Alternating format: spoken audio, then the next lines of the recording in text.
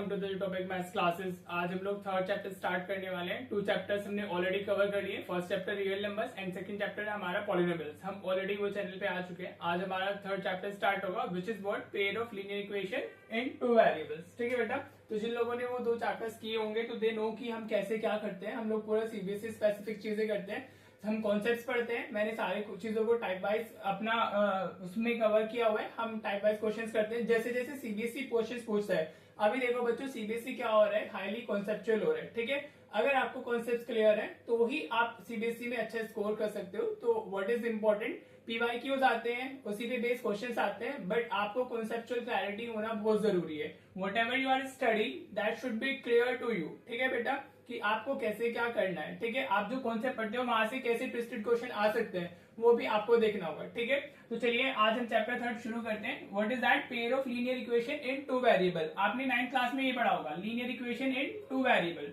ठीक है बेटा जी, 9th क्लास में हम क्या पढ़ के आते हैं, लीनियर इक्वेशन इन 2 वेरिएबल्स। इसका मतलब क्या होता है, ठीक है, कि हमारी लीनियर इक्वेशन होगी। जब हम लीनियर इक्वेशन की बात करते हैं तो पावर 1 की बात करते हैं। जो हमारी पावर होती है वो क्या, लीनियर के लिए क्या होती है, हमारी वेरिएबल की पावर 1 होती है। Variables power is 1। ठीक है बेटा, दैट मीन्स कि हमारा वो लीनियर है इक्वेशन। हाँ जी, इक्वेशन इज व्हाट, इक्वेशन का मतलब जब तक इक्वल साइन नहीं आता है तो वो इक्वेशन नहीं बनती है। हाँ जी, तो इक्वेशन के लिए इक्वल साइन होना जरूरी है। और व्हाट इज दिस, 2 वेरिएबल्स। उसके अंदर क्या होंगे, हमारे 2 वेरिएबल्स होंगे। ठीक है बेटा, तो जो स्टैंडर्ड फॉर्म होती है हमारी, स्टैंडर्ड फॉर्म की अगर हम बात करते हैं of the linear equation in 2 variable की हम बात कर रहे हैं अभी। ठीक है बेटा जी, हाँ जी, तो वो क्या होती है हमारी ax plus by plus c is equals to 0. This is the standard form for pair of linear equation in 2 variables. हमारे 2 वेरिएबल हो गई, one is the x and other is the y। दोनों की पावर 1 है तो हम linear बोल सकते हैं, और इक्वल साइन है तो ये हमारा क्या हो गया, इक्वेशन हो गई। ठीक है बेटा जी, तो x का कोफिशिएंट a होता है, ये इंपॉर्टेंट है, ध्यान रखना। x का कोफिशिएंट को हम a बोलते हैं, y से जो भी पहले लिखा होगा प्लस माइनस वो y का कोफिशिएंट हो जाता है, दैट इज b। और जो c है हमारी यहाँ पर वो क्या है, हमारी कांस्टेंट टर्म है। ठीक है बेटा, आपको स्टैंडर्ड फॉर्म क्लियर हो गई है लीनियर इक्वेशन 2 वेरिएबल की। ठीक है बेटा जी, चलिए अब हमें देखो 10th में हमारा क्या है, पेयर। हाँ जी, मीन्स हमारे पास में एक नहीं 2 इक्वेशंस होंगी। ठीक है बेटा जी, तो आपको अगर उसको लिखना होगा तो हम इस तरीके से लिखते हैं पेयर के लिए। अभी फर्स्ट इक्वेशन को हम a1x b1y plus c1 equals to 0 से रिप्रेजेंट कर देते हैं। हाँ जी, एक और ऐसी हमारे पास में इक्वेशन होगी, let's suppose this is first equation. हाँ जी, फिर एक और इक्वेशन होगी तो उसके कोएफिशिएंट्स को हम 2 से रिप्रेजेंट कर देंगे, a2x plus b2y plus c2 is equals to 0। ठीक है बेटा, this is the equation second. जी, आपने थंबनेल में देखा होगा, आज की जो हमारे थंबनेल वीडियो का टॉपिक है that is the type of line. वो हम कहां से पढ़ते हैं, वो यहीं से पढ़ते हैं। ठीक है बेटा जी, क्लियर। अब आपको 2 इक्वेशन दी जाएंगी, आप कैसे बताओगे वो कौन सी लाइन है, राइट। उसके लिए आपको सपोज 2 इक्वेशन मिली हुई है आपके पास में, तो यू हैव दीज 2 इक्वेशन। तो जो वहां से आपको a1 b1 c1 और सेकंड इक्वेशन से आपको a2 b2 c2 कैलकुलेट करना है। ठीक है बेटा, होप आपको ये समझ में आ रहा होगा। अब जब हम इसको फाइंड करते हैं, आपको क्या फाइंड करना है, कैलकुलेट करना है। हाँ जी, क्या क्या आप रेशियो फाइंड करोगे, आप a1 बाय a2 फाइंड करोगे। Suppose you are finding a1 by a2। ठीक है बेटा, जो भी इसका कोफिशिएंट होगा वो, और जो सेकंड इक्वेशन का कोफिशिएंट होगा वो, आप उसको डिवाइड कर दोगे तो आपको a1 बाय a2 मिल जाएगा। ठीक है बेटा जी, then you will be finding b1 by b2। क्या फाइंड करोगे आप, b1 और b2 फाइंड करोगे सिमिलर वे में। हाँ जी, अभी जब हम क्वेश्चन करेंगे तो आपको अच्छे से क्लियर हो जाएगा कि मैं क्या बोल रहा हूँ। ठीक है बेटा जी, then c1 and c2, c1 upon c2, आप इस तरीके से तीनों रेशियोज फाइंड कर लोगे। ठीक है, तो यहाँ से ना हमारी 3 कंडीशन निकल के आती है। तीनों ही कंडीशन इंपॉर्टेंट है और तीनों ही 3 टाइप्स ऑफ लाइन को रिप्रेजेंट करती है। ठीक है बेटा, सपोज जो फर्स्ट कंडीशन है हमारी, हाँ जी, उसमें आपने a1 अपॉन a2 फाइंड किया and that b1 upon b2 find किया, और वो दोनों इक्वल नहीं आए। Are you getting what I am saying, what it means, a1 upon a2 is not equals to b1 upon b2। ठीक है बेटा जी, ये हमारी फर्स्ट कंडीशन बन जाती है। हाँ जी, आपके पास 2 इक्वेशन दी हुई है, आपने वहां से दोनों ये a1 upon a2 b1 upon b2 c1 upon c2 find कर लिया। ठीक है बेटा, तो suppose you get this condition, मतलब जो रेशियो थी a1 अपॉन a2 का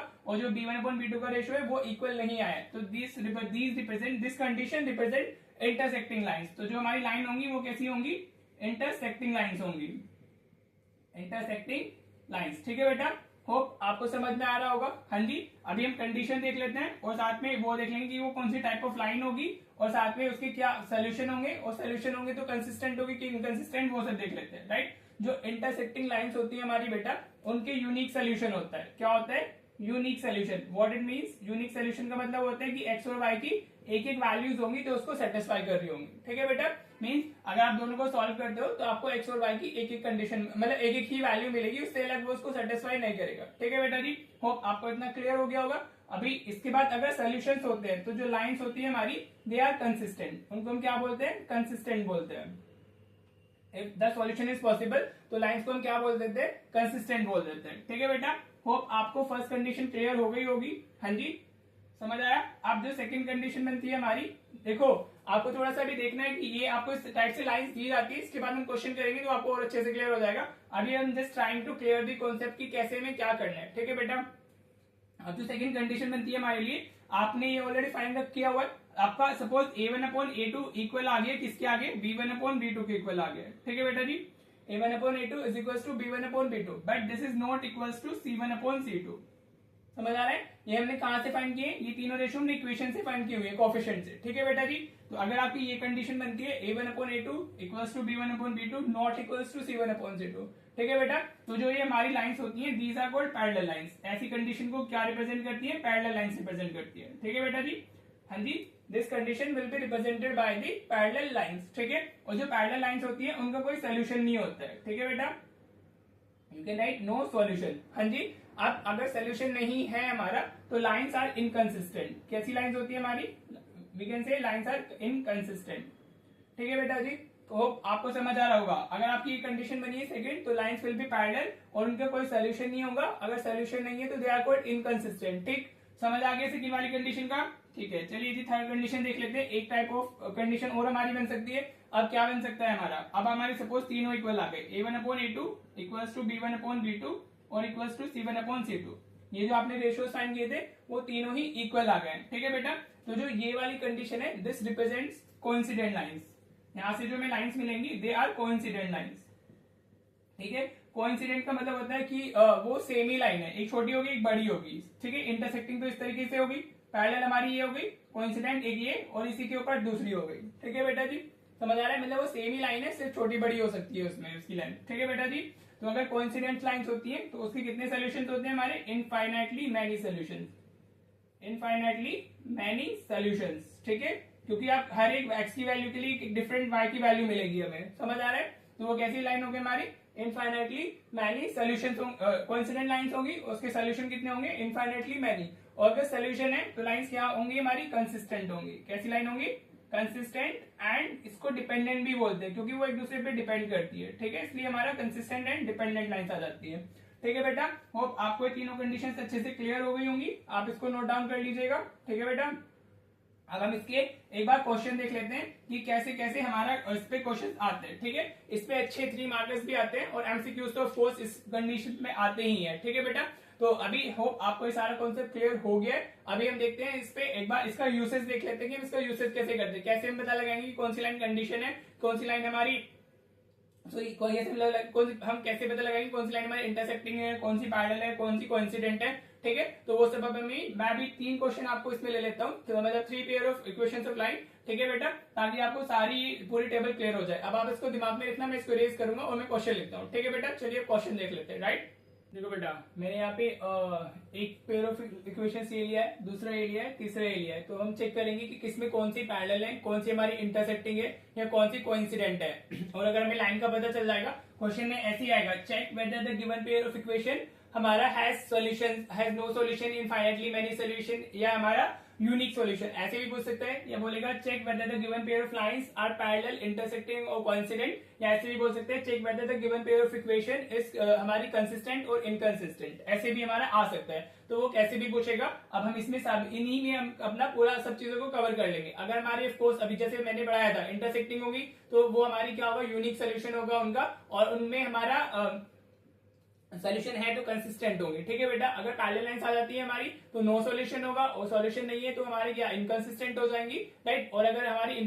कोइंसिडेंट लाइंस आती है तो उनके इनफाइनाइटली मेनी सॉल्यूशंस होंगे और वो हमारी कंसिस्टेंट हो जाएंगी। ठीक है बेटा, सॉल्यूशन होता है तो कंसिस्टेंट। ठीक है, तो हम इसको चेक करते कैसे करते हैं। आपको ये 2 इक्वेशंस दी हुई है, suppose this is what first हो गई हमारी, दिस इज सेकंड। ठीक है, हाँ जी बेटा, क्लियर। अब जो फर्स्ट इक्वेशन है उसमें x का कोएफिशिएंट a1 होता है। ठीक है, तो यहाँ पे x से पहले कुछ नहीं लिखा हुआ है, विच मीन्स की 1 है उधर। ठीक है बेटा, तो a1 की वैल्यू कितनी हो गई हमारी, a1 हो गया हमारा 1।